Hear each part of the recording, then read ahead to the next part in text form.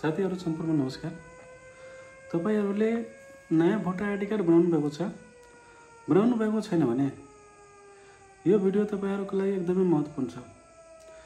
2082 साल फागुन 21 गते हुन गइरहेको प्रतिनिधि सभाको निर्वाचनको लागि निर्वाचन आयोगले कार्तिक 30 गतेसम्म मतदाता परिचय पत्र दर्ता गराउनेले मात्र भाग लिन पाइन्छ। त्यही भएर कार्तिक 30 गतेसम्म जसले मतदाता परिचय पत्र दर्ता गराएको छैन भने दर्ता गराउनु अनि त्यसपछि निर्वाचनमा भाग लिनु है। भोटर आइडी कार्ड बनाउन तपाईको अधिकार मात्र होइन, यो जिम्मेवारी पनि हो। अहिले नै दर्ता गराउनु भयो भने आउने निर्वाचनमा ढुक्क छ तपाईहरुले भाग लिन पाउनुहुन्छ, भोट हाल्न पाउनुहुन्छ।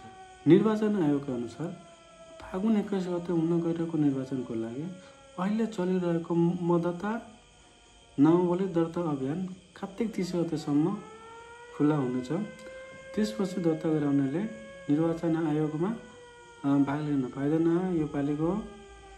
त्यसै कारणले गर्दा 16 वर्ष वा सोभन्दा बढी पुगेका नेपाली नागरिकले मतदाता परिचय पत्र बनाई कार्तिक 30 गतेसम्म निर्वाचनमा ढुक्कका साथ भाग लिनुहोस्।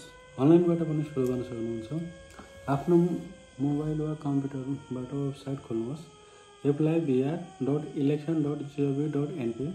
त्यहाँ आफ्नो मोबाइल नम्बर हाल्नुहोस्, ओटिपी भेरिफाई गर्नुहोस् अनि त्यसपछि आफ्नो विवरण भर्नुहोस्, जस्तै नाम, ठेगाना, नागरिकता नम्बर, जन्ममिति आदि। त्यसपछि सबमिट गरेपछि टोकन स्लिप आउँछ।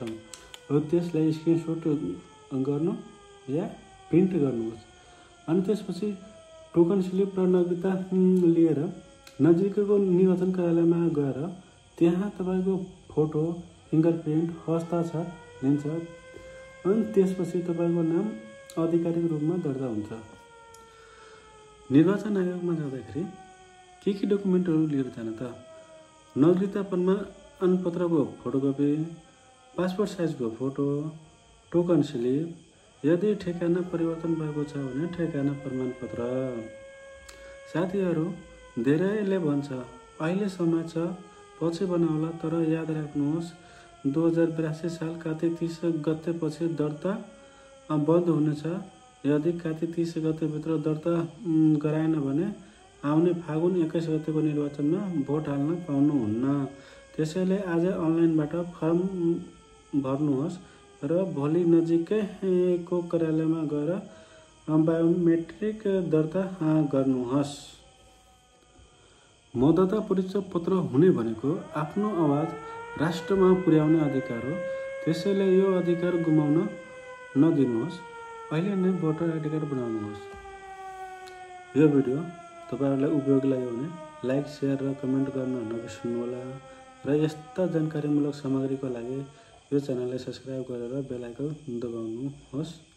धन्यवाद।